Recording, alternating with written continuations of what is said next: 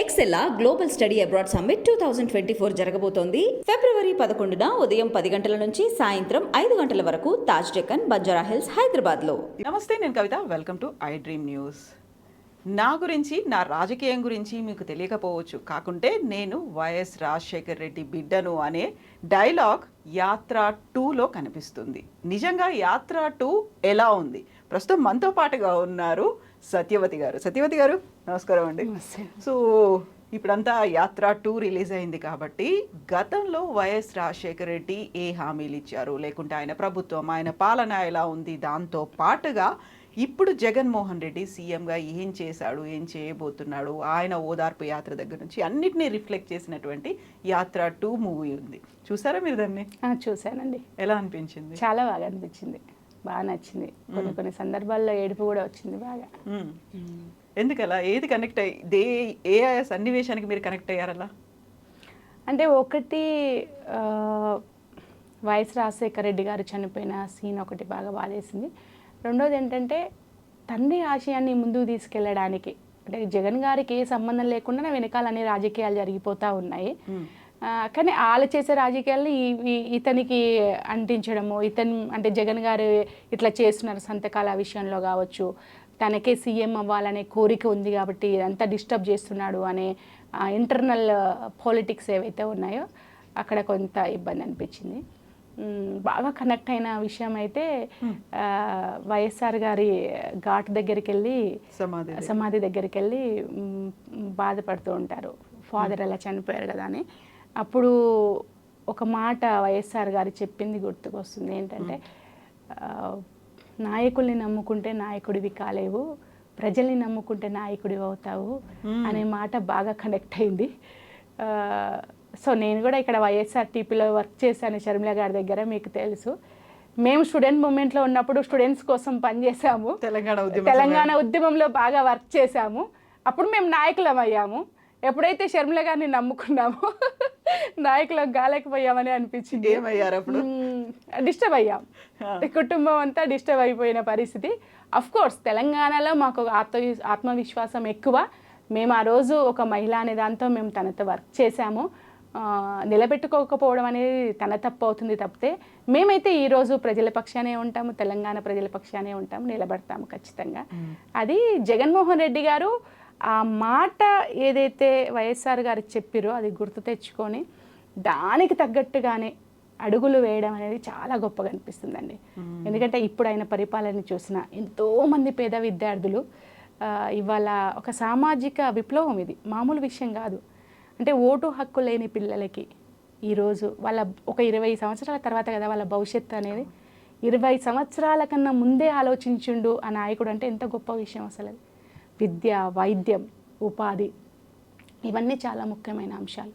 ఈ 3 ఉన్నప్పుడే ఆత్మవిశ్వాసం అనేది వస్తుంది. ఈ 3 లేనప్పుడు మనిషికి ఆత్మవిశ్వాసం రాదు. నాయకుడిగా ఆయనకు ఆత్మవిశ్వాసం ఉంది కాబట్టి ప్రజలకు ఆత్మవిశ్వాసాన్ని డెవలప్ చేయడం కోసం ఆ ప్రణాళికతో ముందుకెళ్తున్నాడు అనేది బాగా అనిపించింది. అంటే సినిమానే మన జగన్మోహన్ రెడ్డి గారి ఏదైతే ఆచరణ ఉందో దాన్ని కనెక్ట్ చేసుకున్నాను. నాకు ఆ కనెక్టివిటీ బాగా నచ్చింది. యూజువల్గానే ఒక బయోపిక్ తీస్తున్నారు అంటే చాలా కేర్ఫుల్గా తీయాల్సినటువంటి అవసరం ఉంటుంది, అదర్వైజ్ బూమరాంగ్ అయ్యే అవకాశాలు కూడా ఉంటాయి. బట్ ఇక్కడ మీరు బయోపిక్తో పాటుగా పొలిటికల్ సినారియో కూడా అందులో ఇంటర్నల్గా మీకు కనిపిస్తుంది. మొత్తం బేస్ అయిందంతా పాలిటిక్స్ గురించి. ఎలా అనిపించింది? నిజమే ఇవి యథార్థ సంఘటనలే, ఇందులో ఏదో క్రియేటివ్ ఫ్రీడమో లేకుంటే ఒక లిబర్టీ తీసుకోలేదు అనిపించిందా? యాజ్ యూజువల్గా గతంలో ఏం జరిగింది అవన్నీ రిఫ్లెక్ట్ చేస్తూ అనిపించింది? జనరల్గా పొలిటికల్ మూవీస్ని అంతగా ఇన్వాల్వ్ అయ్యి చూడడం అంటే కొంచెం బోరింగ్గా ఉంటాయండి. కానీ యాత్ర మూవీ అలా లేదు, చూసే కొద్దీ చాలా చూడాలనిపించినట్టు ఫీల్ అయ్యింది. ఆ మూవీ కూడా డైరెక్టరు జరిగిన విషయాన్ని జరిగినట్టుగా చూపించగలిగాడు. అంటే అంటే వైఎస్ఆర్ గారు చనిపోయినప్పుడు మాది చిన్న వయసే అయినప్పటికీ కూడా మేము కనెక్ట్ అయ్యాం. అప్పుడు జరిగిన డిస్టర్బెన్సెస్ అన్నీ కూడా మాకు తెలుసు. తెలిసిన దాన్ని ఉన్నట్టుగా చూపించగలిగాడు. అది చాలా అట్రాక్ట్ చేయగలిగింది, అది బాగా నచ్చింది. వాస్తవానికి నమ్మించడం కోసం ఏవో కల్పితాలు పెడుతూ ఉంటారు, అవి ఇవి చెప్తూ ఉంటారు. కానీ డైరెక్టర్ ఎక్కడ కూడా అట్లాంటి చాయిస్ తీసుకోలేదు. ఉన్నది ఉన్నట్టుగా కళ్ళకు అద్దినట్టుగా సమాజానికి చూపించాలనుకున్నాడు. అందులో ఆయన కంప్లీట్గా సక్సెస్ అయ్యాడనిపించింది. అందులో ఒక కీలకమైనటువంటి డైలాగ్ ఉంటుంది, if we can't defeat him we can destroy him అనేది. సో మీరు కూడా ఉద్యమంలో ఉన్నారు, తెలంగాణకి సంబంధించి ఇన్ని రకాల ప్రత్యేక రాష్ట్రం కోసం చూసినప్పుడు అది పాలిటిక్స్ సంబంధించి అయితే అదే ఇక్కడ కూడా కనిపించింది, అది క్లియర్గా అదే ఉద్దేశం అనేది అనిపించిందా మీకు? యా, కరెక్ట్గా అండి. ఎందుకంటే ఫస్ట్ 2009 డిసెంబర్ 3 రోజు, డిసెంబర్ 9th ఒక ప్రకటన వచ్చింది తెలంగాణ మూమెంట్కి సంబంధించి ఏర్పాటుకు మేము సిద్ధము, ప్రక్రియను ప్రారంభిస్తున్నామని చెప్పి చిదంబరం గారు ఒక ప్రెస్ మీట్ పెట్టారు. సో 23కి దాన్ని బ్యాక్ తీసుకున్నారండి. డిసెంబర్ 23కి బ్యాక్ తీసుకున్నారు.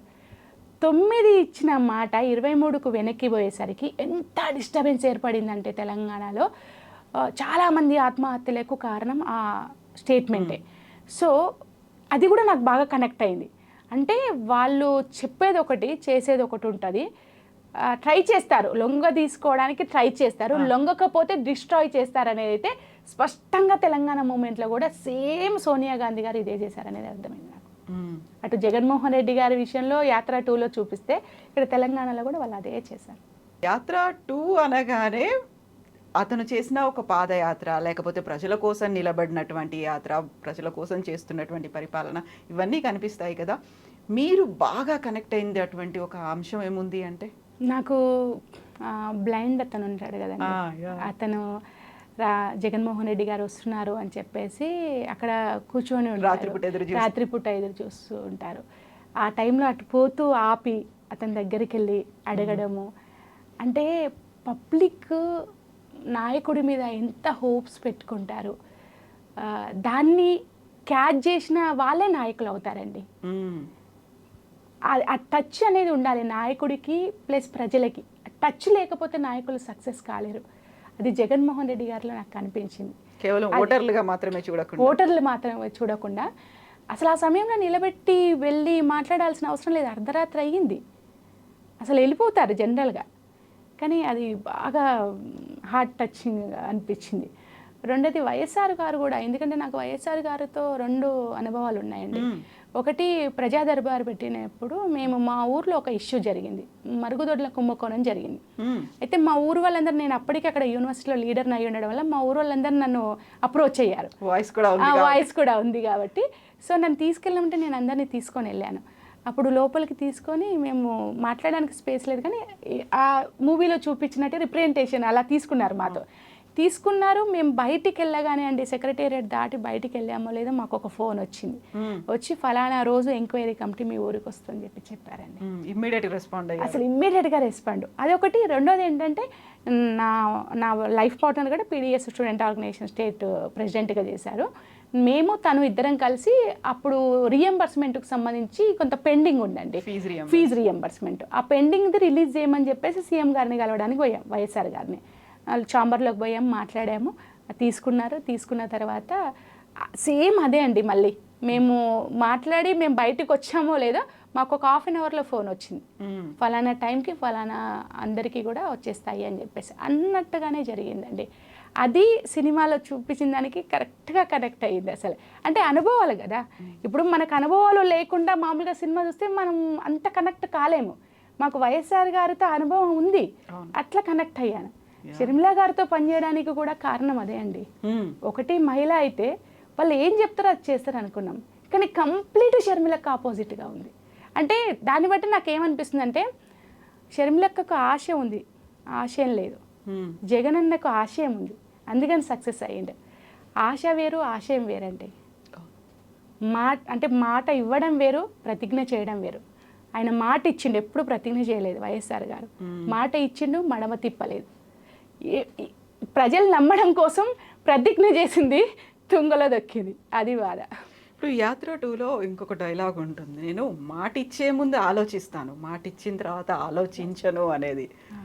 సో అది ఇప్పుడు కనిపిస్తుందా పాలనలో, జగన్ పాలనలో?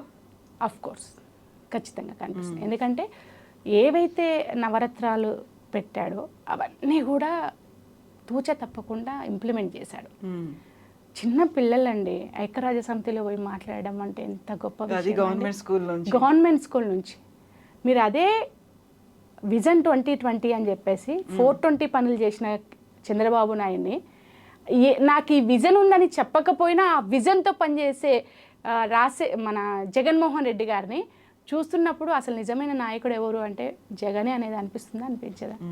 కాబట్టి ఆంధ్ర ప్రజలు ఇప్పుడు ఆలోచించాల్సింది ఏంటంటే మీకు రోడ్లో లేకపోతే ఎక్స్ట్రా ఏవైతే బయట మాట్లాడుతున్నారో అభివృద్ధి అనేది మీకు ఈ 5 ఏళ్లలో కనిపించకపోవచ్చు, మీ కంటికి కనిపించే అంత అభివృద్ధి జరగకపోవచ్చు, కానీ ఇదే పరిపాలన ఇంకా 10-15 ఏళ్ళు కొనసాగితే ఒక అద్భుతమైన విప్లవాన్ని జగన్మోహన్ రెడ్డి గారు ఆంధ్రప్రదేశ్లో చూపించగలుగుతారు.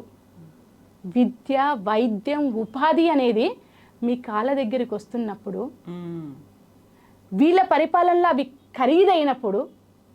ఖరీదయ్యి కుటుంబాలు నాశనమయ్యి శ్రీ చైతన్య నారాయణ లాంటి కార్పొరేట్ విద్యా సంస్థల్లో పిల్లల ఆత్మహత్యలు ఎట్లున్నాయి, ఈరోజు ఐక్యరాజ్య సమితిలోకి పోయి చాలా గర్వంగా ఆంధ్రప్రదేశ్ గురించి మాట్లాడే స్థితి ఎట్లా ఉంది అనేది కంపారిజన్ కనుక ఆంధ్ర ప్రజలు చేసుకోలేకపోతే మరో 20 ఏళ్ళు వెనక్కిపోతారు.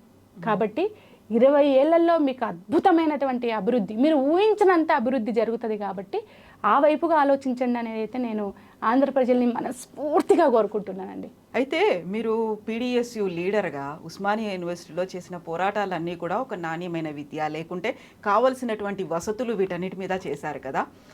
అది ఇప్పుడు ఆంధ్రప్రదేశ్ గవర్నమెంట్లో మీరు చెప్పినట్టుగా ఆంగ్ల విద్య, అది కూడా పేదలకి ప్రభుత్వ స్కూళ్ళల్లో అందుతున్నటువంటి విద్య, అది చూసినప్పుడు ఎలా అనిపించింది మీకు? చాలా హ్యాపీ అనిపించిందండి. ఎందుకంటే చాలామంది పేదవాళ్ళ విద్యకు దూరం అవుతున్నటువంటి పరిస్థితి. గవర్నమెంట్ స్కూల్కు పంపించినా అక్కడ కూడా సరైన వసతులు లేక, టీచర్స్ లేక దాదాపు ఒక 20-25 సంవత్సరాల నుంచి డిస్టర్బ్ అయినటువంటి పరిస్థితి.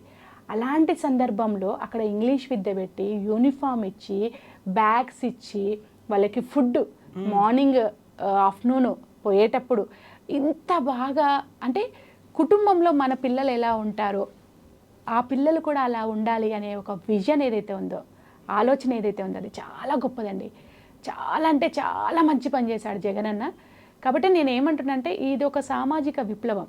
ఈ విప్లవం సక్సెస్ అవ్వాలంటే టైం పడుతుంది, మనం అనుకున్నంత ఈజీ కాదు. కాబట్టి 5 ఏళ్లలోనే ఇంత మార్పు జరిగినప్పుడు ఇంకా చాలా మంచి మార్పులు వస్తాయి. ఇది చాలా గొప్ప విషయం అండి. ఎందుకంటే మేము మా శాస్త్రీయ విద్యా విధానం కావచ్చు, మేము అనుకున్నది అప్పుడు విద్యారంగంలో జరుగుతున్నటువంటి ఉన్నటువంటి సమస్యలు ఏవైతున్నాయో వాటికి వ్యతిరేకంగా బాగా ఫైట్ చేశాము. అండ్ మీరు ప్రొఫెసర్గా కూడా చేశారు కాబట్టి ఎస్ ఇప్పుడు అక్కడ జరగడం అనేది చాలా అభినందించాల్సిన విషయం, చాలా ఆనందకరమైన విషయం కూడా. సో ఎప్పుడు వెళ్తున్నారు ఏపీకి మరి క్యాంపెయినింగ్కి, యాంటీ క్యాంపెయినింగ్కి? క్యాంపెయినింగ్ అవసరమైతే క్యాంపెయినింగ్కి వెళ్తాను. ఇంకా వాస్తవానికి ప్రజలు మోసపోకుండా ఉండాలి అని అంటే ఆంధ్ర ప్రజల పక్షాన ఖచ్చితంగా షర్మిలక్కకు వ్యతిరేకంగా క్యాంపెయినింగ్ కూడా వెళ్తాను. థ్యాంక్ యూ సో మచ్ అండి సత్యవతి గారు. All the best to you. Thank you.